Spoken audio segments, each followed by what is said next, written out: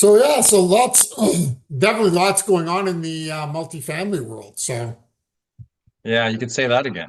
it's been like a roller coaster and carousel for the last, I don't know, 2 years now, I think.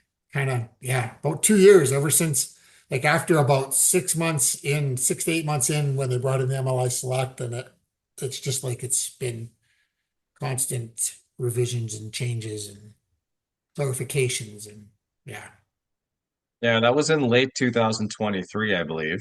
When yeah, it, or maybe it was around April 2023. I don't remember the exact yeah, date. I remember yeah. we had a deal. I remember my partner and I were going to do a refinance on a building, and I remember the broker we were using was like, "Hey, everybody's using this new product," and we took a look at it, and I was like, "Well, at the time, the rental market in Edmonton and Saskatchewan, where I had properties, hadn't tightened yet. No, We were still coming off COVID. yeah, We still had a reasonable amount of vacancy. And we looked at this and it's like, yeah, okay, they're going to give you, 95 loan to value, 1.1 debt cover, which is crazy. I don't remember what restrictions there were on the funds at that time. I think you could refinance as long as you could pull out equity as long as you put it into another property. I think that's what yes, people were yeah, doing. yeah, And we looked at it and I'm like, well, I didn't really understand how they got the median income, what the rent increases were actually were, how it was spread across the building. It was really confusing. All I knew is that my partner and I were like the only ones who weren't doing it. So we were like basically we were called nutcases essentially. Because yeah, it's like, well, I have like 50 clients. You guys are the only ones who aren't doing this. So we opted out. We did CMHC standard instead. yeah. And we're coming off a bridge loan. So we almost got caught in that, massive interest rate increase. So as people had on floating rate loans, like what happened in the States, there was a lot of bankruptcies and stuff because they had these large adjustable rates that they weren't intending that was taking off. So we were under a bit of pressure, but we were still able to buy our rate down. We had got a rate of like 3.5. Fast forward now to that was back in 23, I think. We just sold the property a Yeah. couple weeks ago.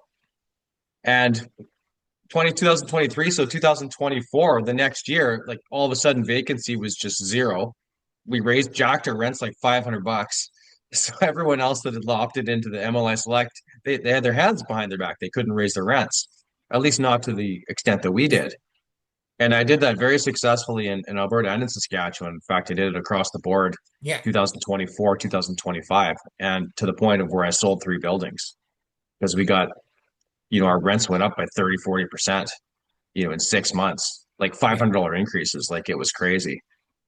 What did you That's since see? come What back a did little you bit, see but did you do yeah. the calculation for your rent to value ratio that you saw on those buildings when between where they were and what you ended up selling for?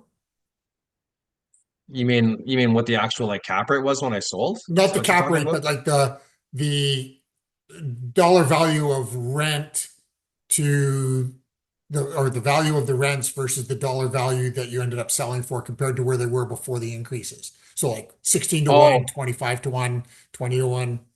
oh no, I don't know that ratio. Oh, okay. All right. but but it was pretty significant. Yeah. Um, like our NOI went up like crazy. Yeah. Expenses were also going up too, Yeah. but yeah, like $500 increases. Like I can't even remember what the two Yeah. bedrooms were at now. But our rent roll went up to like 33 grand when I sold on a 24 suiter. Yeah.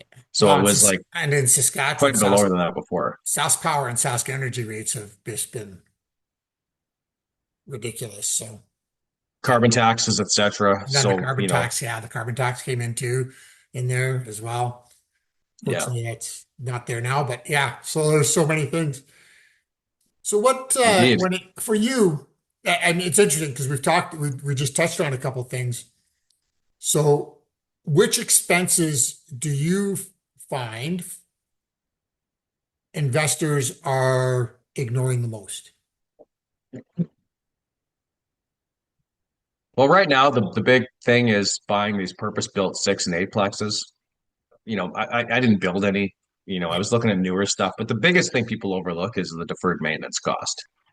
And it's not just well, it's mostly in suite turnover because as soon as you turn over a unit, you got to do something to it. And now that we're in a higher vacancy market, that's becoming more and more common. Um, so that's a good one. Just the suites, common areas. Big stuff is the one that is the gotcha for everybody, like the boiler, the roof, all that stuff. Parking lot, it'll eventually get you. Those are all big gotchas. The one that catches a lot of people off guard, though, is the property tax hikes because they'll pay like, you know, in my opinion, the values have been jacked about 30% artificially high by MLI Select. That's just my opinion. A lot of people disagree with me on that. But right away, the next year the owners find, oh, why did my property taxes go up 30%? They're not accounting for that. Well, it's because of what you just paid. The new assessment is in, and that's what happens. And sometimes depending on the way that they do the cycles too, like in Saskatoon, they do 4-year cycles. So we got whacked with a 30% tax increase on a recession year when we were already struggling. So that's a big gotcha too. I mean, stuff like insurance, which has also been out of control. Yeah. I mean, utilities as we spoke about before, but I would have to say maintenance is probably the biggest one right now. Yeah, I mean, property taxes, the property tax one I agree, is a big one that often gets done as an error on pro formas. Yeah. Especially on these new build ones. I have reviewed a couple of pro formas that people sent to me, and I looked like on, $3 million value, and I looked at the property taxes and they had like $7,000. And I'm like, that doesn't seem right. So, go to the city website, enter the property tax based on multi-unit commercial building, and it comes back at 25 grand. And I send them back the revised pro forma with, all of the different things for expenses and stuff, including the tax. And they're like, what happened to our cash flow? I'm like, well, the big one is that you were $18,000 low on your annual property tax. What? I'm like, yeah, I went and calculated it on the actual city website. And they're like, oh, well, now this deal doesn't make sense. Not, Well, in some cases, just the inflationary increases are yeah, 10% year over year. Like that's yeah, happened a couple times. And if you're locked into one of these MLI Select mortgages where you're so skinny as it is, those tax hikes aren't going to stop, and you're locked yeah. into that product for the next 10 years. So yeah, So exactly. So, and continuing on this thread around expenses, I mean, now yeah. CMHC has just announced a revision to the mandatory, PUPAs and expenses and stuff for pro formas. Um, and so I'm waiting to get the formal document on that to see and how that's going to have an impact. Now, the only good thing is they have said it does not impact anything that has an existing COI. It only impacts new COI applications. So that's a little bit of a change from the typical CMHC story where it's been like, no, this is as of today, and anything that's not funded basically gets it. So, um, but it goes, that feeds right into what you were saying about people under calculating maintenance expenses and deferred maintenance expenses, which it sounds like this is kind of aimed at targeting. Yeah, and kind of what we alluded to last week, we expected the goalpost to move again. We knew this announcement was coming.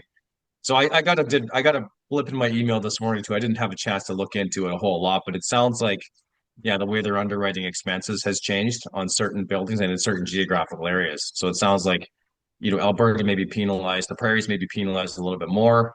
Underwriting might be tighter, but whereas in BC and Ontario it might be a little bit looser with the NOI that they're willing to lend on. But again, I haven't seen many details. I was expecting them to be clamping down on the loan to value, like the debt cover, Yeah. but it seems like they're leaving that one alone, at least for the time being. Yeah, and the alternative to the debt cover is increasing expenses, which does essentially the same thing. Yeah. Really does it has somewhat of an impact, maybe not to the same extreme as has kind of been out there. It doesn't mean that it's not on the table still. We'll Yeah. see. We'll see how that works out. The Some of the interesting things that I've talked to some commercial realtors and things about and have discovered is they're many people that are now wanting to sell their MLI Select mortgages and properties. Love to hear. I have my own thoughts, but tell me your thoughts on those, and then I'll tell you what I've learned and go from there. Well, you know what? These sales of these properties started to appear almost immediately. I mean, I think I started seeing them around 2024, and it was largely on construction. You know, a lot of these buildings that weren't even finished yet. They've maxed out their construction financing, and now they're trying to sell it for a 10% premium over and above the build when the thing's not even done yet. So that was the first one. Then I saw a couple that were like, maybe 5 or 10 years old. The same thing. They'd locked in, you know, which essentially with Select, you're locked in for 10 years rent controlled, with your rents. And the same thing, they're looking for a big premium on the price, but you can't increase the NOI. So, the workarounds, and I got to have some sympathy for brokers, real estate agents working on these deals, because what do you do? Like, it's been a seller's market for multifamily for as long as I've been doing it. But there's a limit, right? Like, so they're saying like, okay, well, either, yeah, you're just gonna have to, what was it? You assume it. So you can either assume the existing, toxic debt, which I would never do. They could do some kind of creative bridge, VTB or agreement for sale potentially. Or in some cases, they're even proposing, well, let's just pay out the loan. It's like $1 million. So we're just gonna add like $1 million to the price so you can buy out of his mistake that he made.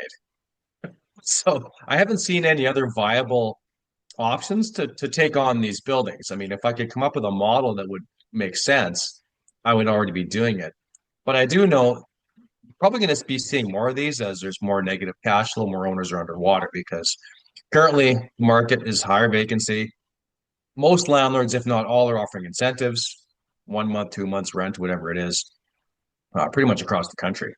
And I'm not sure about Calgary. I think Calgary is actually even in a worse position than Edmonton as far as vacancies go. Like, I don't know if you guys are up to 6% now. I haven't Well, been paying attention. depending on the category, yeah, it depends on the Yeah. depending on the category of the product. So, right, that one bedroom, the overbuild of the one bedroom apartment building versus the three bedroom up in the one bedroom basement, the one bedroom basement suite and stuff. So there's that. So let me now I'll share with you what I've learned through this, like through all of this more recently. So number one thing is that the moment a MLI Select mortgage is paid out, the affordability rent agreement disappears.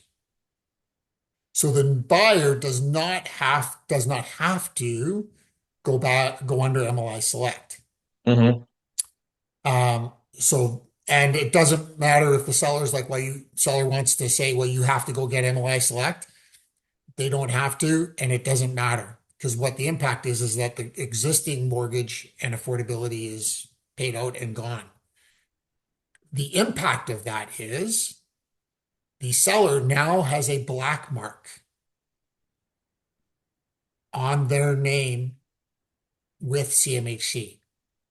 And should they want to come back and try to do another MLI Select, they could be declined based on the fact that they did not fulfill their previous agreement Mm. they had signed. By like just basically by discharging the mortgage, even though they paid out the fees. The whole point of it is we want affordable housing for 10 years. And now Correct. you've basically gone back on that promise and we're going to Correct. punish you for that. Correct. Yeah. Yeah.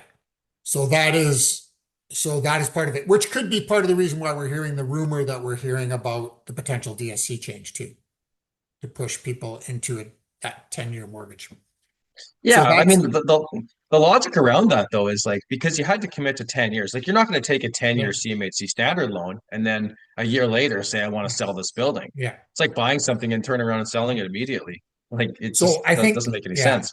and where I believe this is happening more is more so from builder developers that did this and now we're trying to sell these as opposed to so much the long-term buy and hold investor. And Yeah. that's where this whole thing. So it could have great negative effect on a developer builder who wants to try and go and build another one, and where they've had this paid out. So that's one of the things that's come up.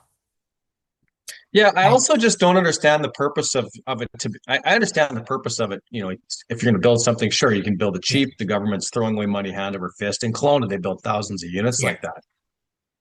But I mean, unless you have a massive reserve fund, you're going to be sustaining negative cash flow for the next decade.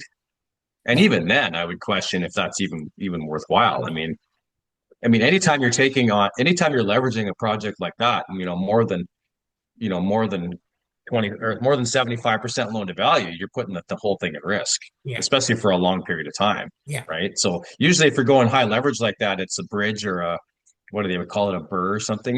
If you're going to raise the rents really fast, but you want to get out of there as soon as you can and get a modest mortgage between 75 to 85 loan to value, right? Even 85 is pushing it these days. yeah. But this 95 and then keeping that on there for a decade, like it's craziness.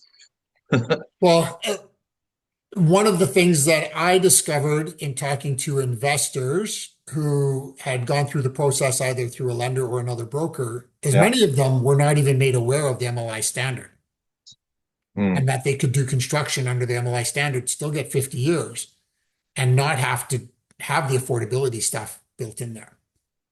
And yeah. so that was unfortunate. So with Mm, these MLI Select, so that was one of the items that I learned. The other is that now the reporting period for financials as of August 8th is also changing. And they're off, instead of 3 months, you're going to have up to 12 months to provide that reporting.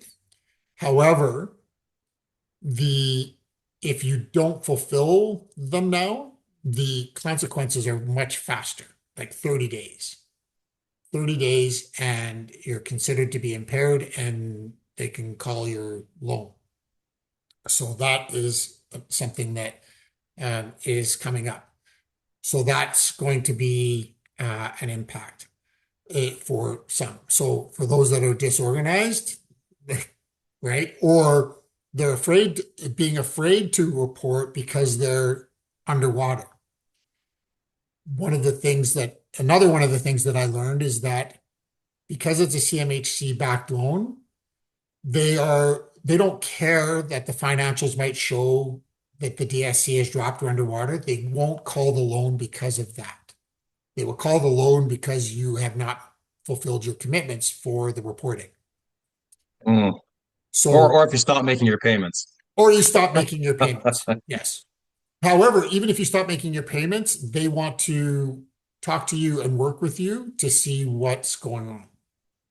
So, Yeah, they really want to track the data on what's going on. And yeah, I don't know, we haven't seen too many. I mean, we I don't know haven't if you're seen going the to see like impairment so much foreclosures on yet. this, the impairments. But I mean, let's go back a little bit. So before MLI Select, there was CMHC Flex. It was Yeah, another program that yeah, replaced it. So I kind of see these as subsidies to demand in a sense, right? Like I don't follow the US a lot, but they don't have these kind of products down there. So it's huge subsidies to demand, which I understand what the government was doing, right? They want to build a lot of apartments. They really give strong incentives to do that.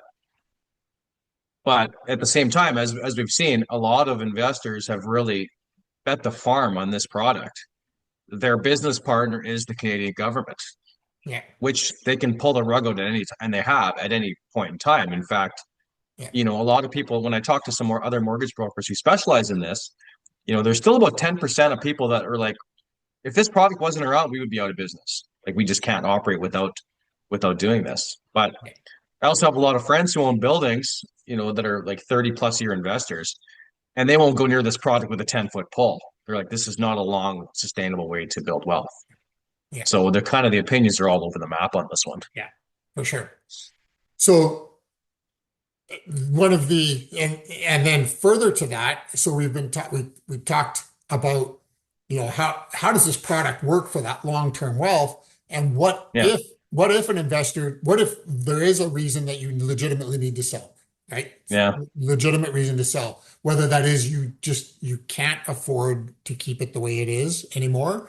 Like what is that legitimate reason? So one of the things that is possible on a sale, if the value, in some cases, let's say the mortgage is 2 million, the property is viably sold for 3 million, but how many investors have $1 million? So the CMHC second mortgage program is possible if the buyer was wanting to assume. So this can help not have that black mark. Is the buyer can assume the CMHC financing, go through the qualification. It's only $100 per door for the CMHC review, and then there's the full fees of lender broker fees for that piece of it. However, and the seller could do a VTB to help get that closed. Then the buyer, once they own title, could apply for a CMHC second mortgage.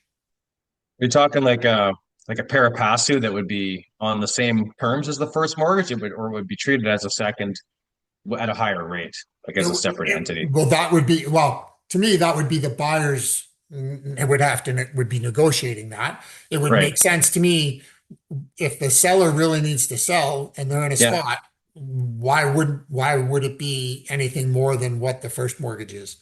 As far Yeah. as right. But then you're going to go. The idea is that then after they've got control of the property and they've got title of the property, then at that point, CMHC would allow the new buyer to submit for a CMHC second mortgage. So that is a Mm, possible solution to what you mentioned earlier about, is there a yeah. way to make these happen? There is. It's maybe not the optimum solution. However, it is a possibility. Yeah. I mean, sure. I mean, if the NOI is high enough, right? Like on the deals I've been underwriting, I haven't really seen that yet. The ones that they've been trying to sell are pretty much status quo. Yeah. You're always trying to take a premium over Yeah. over what it is. Like if the going rates are 5.25 cap, right? Everything's listed at 4.5 cap to get some Right. buffer in there, Yeah. right? Yeah. But yeah, no, I see where you're going with this. I think we're gonna maybe see a soft market for the next 18 months or so. We've Yeah. had some negative growth in Canada and some things have been Yeah. shifting around, but I think the long-term fundamentals are good, especially in Alberta Yeah. with what's happening with pipelines, et cetera. So I could see it ramping up in the next couple of years. So that's a potential solution for sure if someone wants out. But then if I'm assuming that, then I'm still tied to that. Most likely it's tied to that affordability criteria. I know it's a point system. There's Yeah. different ways that you can get it, but chances are it was probably tied to affordability. So I'm still taking that on for another 5 years or whatever is left on the Yeah. term, which I don't know how that would apply to the second mortgage, how they would formulate all that in. But I imagine that there would still be restrictions on the whole. Yeah. Well, so when they go for Yeah, the second mortgage, the second mortgage qualification is based on whatever the policies are for CMHC qualification at that time. at that time. Yeah. And the affordability stays, if it was done under affordability, whatever the affordability is that was done, or the accessibility, those stay with the mortgage. They stay with the property and the mortgage. So that stays the same. It's purely a possibility for a strategy for someone that really needs an exit, and yet doesn't want to have a black mark at CMHC, which they're going to get if that existing mortgage is paid out. Yeah. No, I can see that. It's crazy how CMHC just kind of became, the nation's landlord by default. Like if I go back to when I started doing these deals, like I'm going back like 20 years now. I think my first multis Yeah. were 2005, 2006, 2007, 2008. I mean, back then I was doing conventional financing. I didn't do my first CMHC loan until like 2021, right? Like I stayed away from it and there was a couple of reasons for that. Conventional was very competitive back then, and rates were also a lot lower. Like Yeah. I could borrow at 3.5%, 75% loan to value. The deal's underwrote at 1.3 debt cover, no problem. So there was a nice cash flow buffer in there. you could turn loans around fast. I didn't have to get my partners to sign personal guarantees. There was lots of, like I said before, there was lots of competition. Fast forward to today, trying to get a conventional loan is like pulling teeth. And I know because I have a mixed commercial where the commercial portion is higher, is too high to qualify for CMHC, so I can't get it. And just realizing now, like I had a $2 million loan on it, and then the lender who had the loan was to be like, okay, we want our money back. We're not lending anymore. It's just like what? So I had to go and scramble and try to find, and realizing now that CMHC for multifamily is pretty much the only game in town. Like they've pretty much, like even People's Trust, like they used to do a lot of conventional lending. Like I had 3 loans in Saskatoon, and every single one of those when they came up for renewal, like we're not doing conventional anymore. It's just CMHC. So that's kind of where the world's gone. I'm sure you can still find them. I'm sure there's, Yeah. credit unions or ATB financials, or there's definite options. But do you see a comeback for conventional financing in multifamily? Or is CMHC just monopolized and just taken over completely? And this is the way of the world for the next, foreseeable future. I see a little bit of both. And here's kind of the other side of that is that there are lenders that are still doing conventional financing. What they've done though is they've increased their minimums. And so even your credit unions have increased their minimums. So trying to find find conventional and or CMHC financing for those mortgages under 2.5 million even, like those players, there's just not players in that game. And there's a chance that the players that are in that game, as things start to work out on these properties, the annual reviews, where, are people getting behind on the short, whatever it is, there's a risk that we lose all of that altogether. And that there's no conventional lending available for anything under a mortgage of 2.5 million.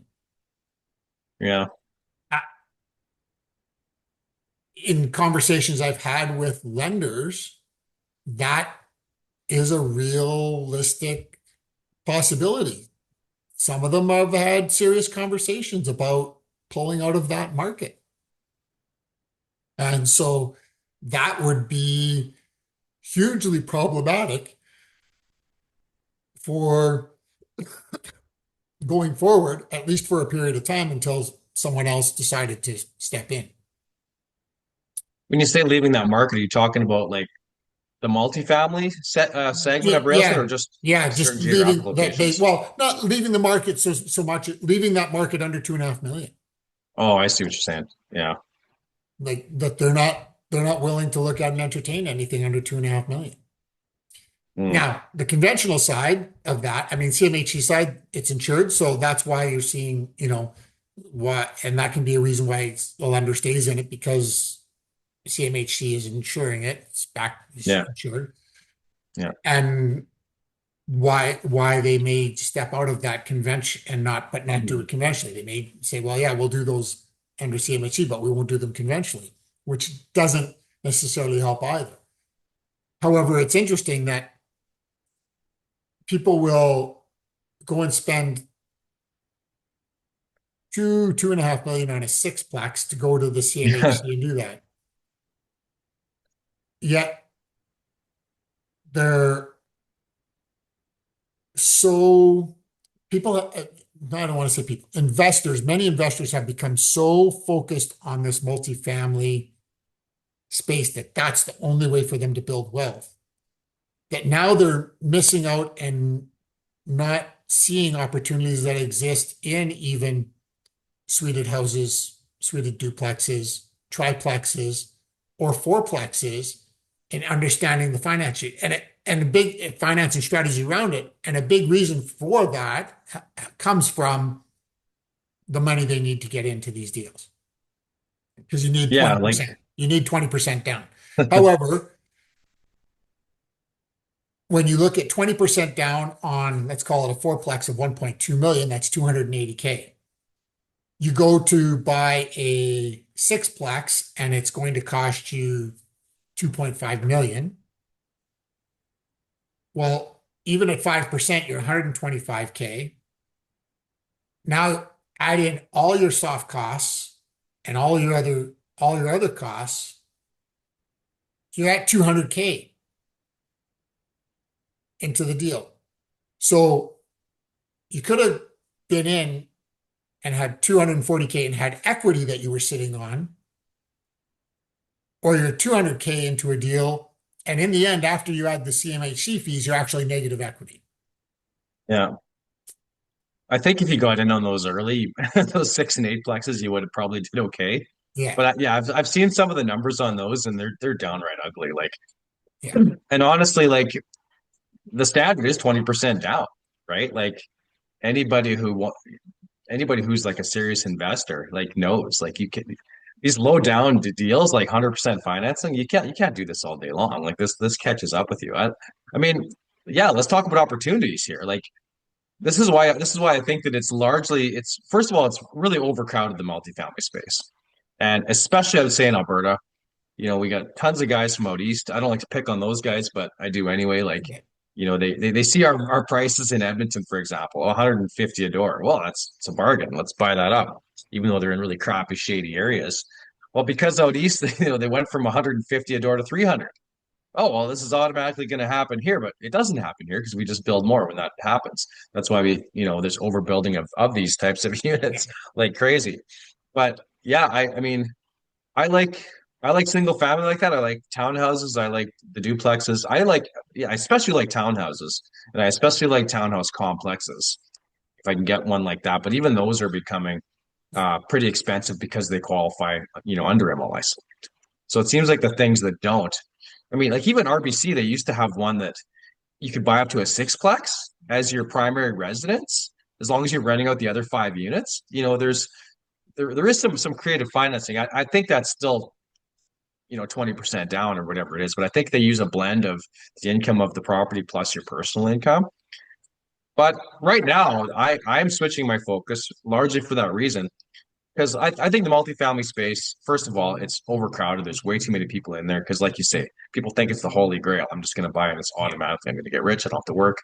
Yada yada yada.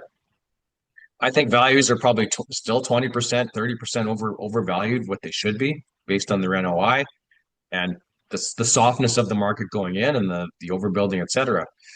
I like commercial myself. Like I'm looking at the higher cap rates. It's a sector that's really been beaten down a lot, especially, office. I don't know if I'd get into yeah, office, yeah, right now, but, certainly retail, industrial. Like I have a mixed commercial unit. My commercial units are doing great. The economy looks like it's finally at the bottom after, 10 years of bad policy. It looks like we might finally be, starting to go the other way. So, these are the types of opportunities I'm looking at. Yeah, I mean, sure, I'd still buy a multifamily if I saw one, but if I had an opportunity to buy a good one.